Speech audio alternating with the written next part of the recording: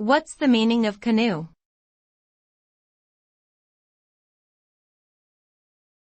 Canoe.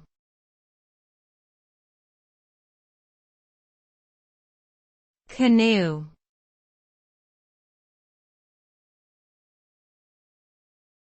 Canoe.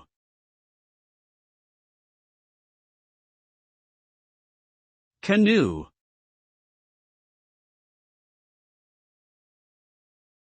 A canoe is a narrow watercraft that is pointed at both ends and is propelled by paddles. It is typically used for recreational purposes such as boating, fishing, or exploring. Canoes are often made from materials such as wood, aluminum, or fiberglass, and can vary in size and shape depending on their intended use. They are commonly used in rivers, lakes, and other bodies of water that are calm and shallow enough for safe navigation. Overall, a canoe is a versatile and enjoyable form of water transportation that has been popular for centuries.